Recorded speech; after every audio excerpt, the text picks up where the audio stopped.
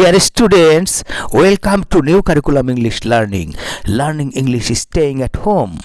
প্রিয় শিক্ষার্থীবৃন্দ, আজকে আমরা ষষ্ঠ শ্রেণীর ইংরেজি বইয়ের লেসন 2 থেকে পার্ট বি নিয়ে আলোচনা করব। চলো শুরু করি।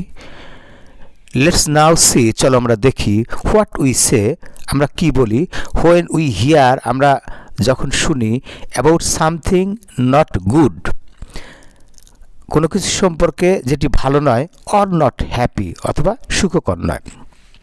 রিড দ্য ফলোয়িং ডায়ালগস, নিচের সংলাপগুলো পড়ো। ওকে, এখানে ডায়ালগ 1, 2 ভাগ করা আছে। ববি, সুজন, ববি এটা বলছে, এরা ক্যারেক্টার। ববি বলছে, hi Sujon, why did you not come to school last week, তুমি কেন গত সপ্তাহে স্কুলে আসোনি? সুজন বলছে, আই হ্যাড দ্য ফ্লু, আমার জ্বর হয়েছিল। ফ্লু হচ্ছে জ্বর। I was in bed most of the time, আমি মোস্ট অফ দ্য টাইম হচ্ছে বেশিরভাগ সময়, আমি বেশিরভাগ সময় বিছানায় ছিলাম জ্বরের কারণে, সেটা বলেছে। তখন ববি আবার বলছে উত্তরে, oh I am sorry to hear that, ওটা শুনে আমি খুব দুঃখ পেলাম। How do you feel now, এখন তোমার কেমন লাগছে, তুমি এখন কেমন অনুভব করছো? ওকে, 1 হয়ে গেল। তাহলে এটা কিন্তু প্র্যাকটিস করতে হবে। হ্যাঁ, তুমি একজন ববি হবে, একজন সুজন হবে। আগে পড়ে নিবে, এক্সপ্রেশন দিয়ে অর্থ বুঝে পড়ে নিবে। ওকে, নাম্বার 2, এখানে এই ডায়লগে শাকিল, মানিক, এই দুইটা ক্যারেক্টার আছে। শাকিল বলছে, হ্যালো মানিক, ও হে Manik, why are you so quiet today, তুমি আজকে কেন এত চুপচাপ কেন? কোয়াইট মানে শান্ত বা চুপচাপ। তখন মানিক বলছে, did you see that pen my father gave me, did you see, তুমি কি দেখেছিলে, past tense, that pen my father gave me, যে কলমটা আমার বাবাকে দিয়েছিল সেই কলমটা কি তুমি দেখেছিলে? I lost it, I lost it, I have, I lost it, আমি এটা হারিয়ে ফেলেছি। Present perfect tense. It was very dear to me, প্রিয়, ডিয়ার হচ্ছে প্রিয়, এটা আমার কাছে খুবই প্রিয় ছিল, বাবা দিয়েছিল তো সেই জন্যে। তখন শাকিল বলছে, oof I am so sorry, আমি একেবারেই খুবই দুঃখিত। How did you lose it, lose মানে হারানো, এটি কীভাবে তুমি হারালে? পাস্ট ইনডিফিনিট টেন্স, কিন্তু টেন্সও তোমাদের জানতে হবে, মনে রাখবে। তখন মানিক বলছে, আই ডোন্ট নো, এক্সপ্রেশন দিয়ে কিন্তু এক্সক্লেমেটরি সাইন আছে।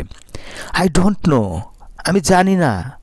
I think I dropped it somewhere, আমার মনে হয় এটা কোথাও পড়ে গিয়েছিল। ড্রপ মানে ফেলে দেওয়া বা পড়ে যাওয়া।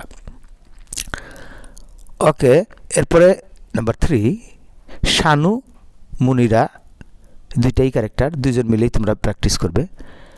High Munira, have you seen the result, ওহে মুনিরা, তুমি কি রেজাল্ট দেখেছো? Seen, see saw seen. Munira বলছে, yes I failed in my math test, বলছি হ্যাঁ আমি আমার ম্যাথ পরীক্ষায় ফেল করেছি। তখন শানু বলছে, ওহ দ্যাটস ব্যাড লাক, এটা তোমার, সেটা খুবই দুর্ভাগ্যজনক। তখন মুনিরা বলছে, I don't know how to tell my parents, I don't know মানে আমি জানি না কেমন করে এটি আমি আমার বাবা মাকে বলবো। প্যারেন্টস হচ্ছে পিতামাতা। শানু তখন বলছে, আই থিঙ্ক, আমার মনে হয়, they will understand, they will understand, আমার মনে হয় তারা বুঝবেন। তারা মানে বাবা মার কথা বলেছে, এই যে মুনিরের বাবা মার কথা। I know you will do better next time, আমি জানি, একটু উৎসাহ দেওয়ার জন্য এইভাবে বলছে, এইভাবে কিন্তু কথা বলতে হয়। I know you will do better next time, you will, you will, next time পরবর্তী সময়ে তুমি ভালো করবে, আমি জানি তুমি পরবর্তীতে ভালো করবে।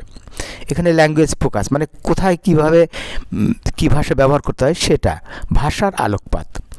হোয়েন উই হিয়ার, যখন আমরা শুনি, অ্যাবাউট এনি ব্যাড নিউজ, কোনো দুঃসংবাদ বা খারাপ সংবাদ সম্পর্কে, উই সে, আমরা বলি, I am sorry to hear that, এর কি সুন্দর ইংলিশ শিখে নেবে, I am sorry to hear that. Or অথবা বলি, দ্যাটস ব্যাড লাক, এটা দুর্ভাগ্য, দ্যাটস ব্যাড লাক, অর্থ বুঝবে কিন্তু বলবে সবসময় ইংরেজি। এটসেট্রা মানে আরও কিছু বলে থাকি, এই দুইটাই আপাতত শিখে নাও।